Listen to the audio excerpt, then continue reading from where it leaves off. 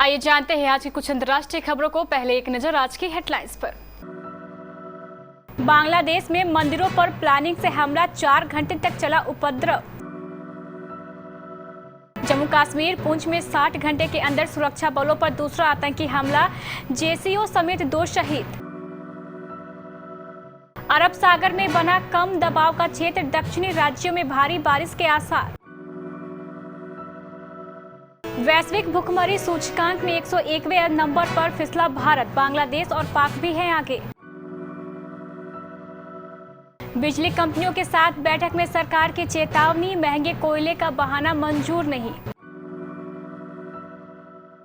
UNHRC के लिए चुना गया भारत, भारतीय मिशन ने कहा सम्मान, संवाद और सहयोग के जरिए मानवाधिकार के लिए काम करेंगे। मुंबई एनसीबी के चीफ समीर वानखेड़े की सुरक्षा बढ़ी। तापसी पन्नू की कपिल शर्मा ने खींची टांग। आर्यन खान के हाथों फिर लगी निराशा, जमानत के लिए 20 अक्टूबर तक करना होगा इंतजार। चेन्नई सुपर किंग्स को नया तोहफा देना चाहेंगे महेंद्र सिंह धोनी। बांग्लादेश में महानवमी के मौके पर दुर्गा पूजा पंडालों में तोड़फोड़ और फिर 4 लोगों की हत्या कोई अचानक हुई घटना नहीं थी, बल्कि उसे पूरी प्लानिंग से अंजाम दिया गया था। गुरुवार को हुए हमले के प्रत्यक्षदर्शी लोगों ने यह दावा किया है कि यही नहीं, बांग्लादेश की न्यूज वेबसाइट bdnnews24.com की रिपोर्ट अल्पसंख्यक हिंदू समुदाय के लोगों की ओर से मदद की गुहार लगाए जाने के बाद भी पुलिस टाइम से नहीं पहुंची। यह हमला राजधानी ढाका से करीब 100 किलोमीटर दूर स्थित कामिला नाम के शहर में चंडमोनी काली मंदिर में चल रहे दुर्गा पूजा आयोजन पर किया गया था।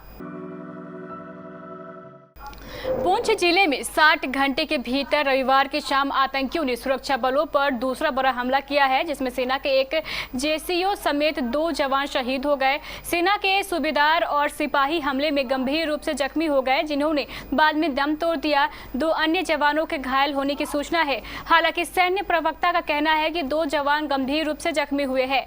ऑपरेशन जारी है। आतंकियों ने यह हमला जिले के मेढर सब डिवीजन के गुरसाई क्षेत्र में जम्मू पुंछ राष्ट्रीय राजमार्ग पर भाटा दुड़िया इलाके में किया।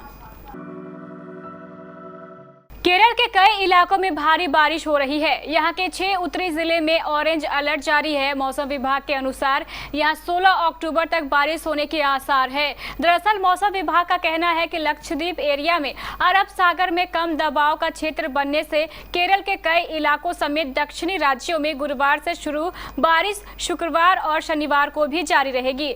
देश में कोयले की सप्लाई में हुई देरी का कारण बारिश ही है। संसदीय मामलों के मंत्री प्रहलाद जोशी ने कहा है कि कोयले की किल्लत बारिश के कारण है, क्योंकि इसी से सप्लाई बाधित हुई है।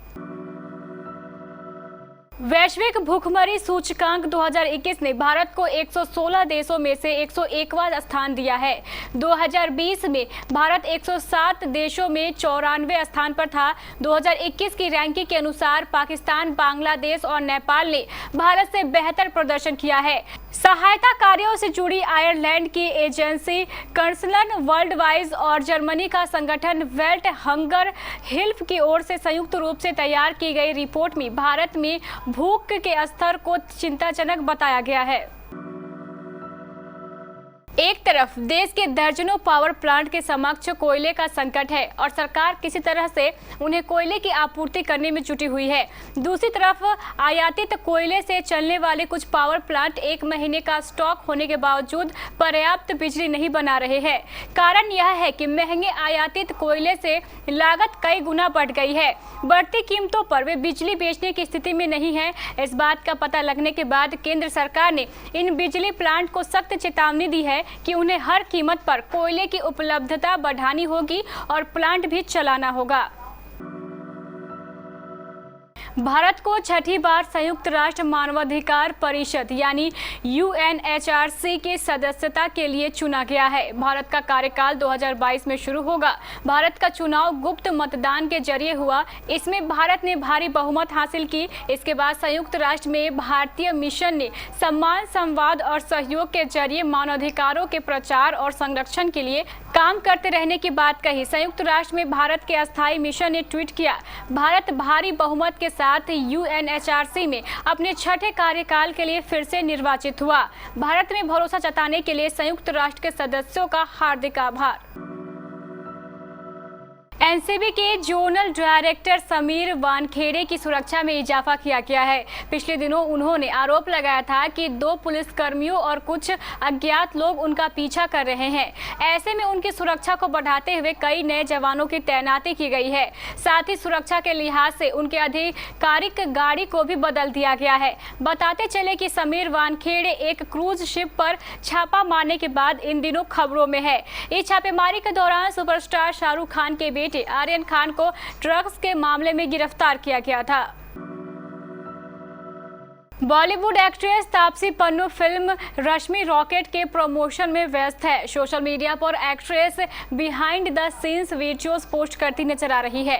टीवी के popular comedy show the Kapil Sharma show में तापसी पन्नू अपनी फिल्म का प्रमोशन करती नजर आएंगी।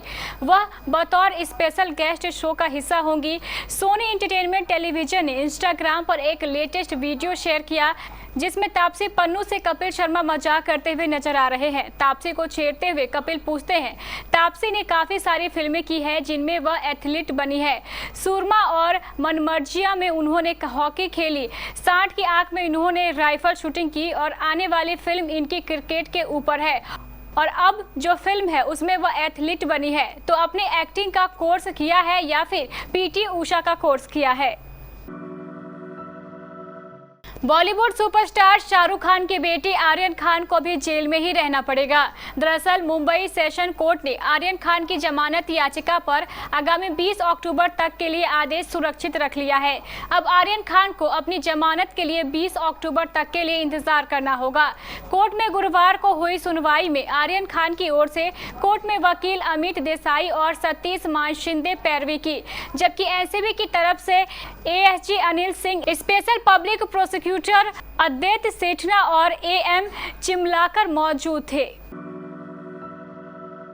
MS धोनी ने चेन्नई सुपर किंग्स को 8वीं बार IPL फाइनल में पहुंचाकर ये साबित कर दिया है कि शेर कभी बूढ़ा नहीं होता और वो मुसीबत के वक्त हमेशा टीम के साथ खड़ा रहता है। माही ने क्वालिफायर 1 में दिल्ली कैपिटल्स के खिलाफ विनिंग शॉट लगाकर येलो आर्मी को एक बार फिर ट्रॉफी के करीब ला दिया।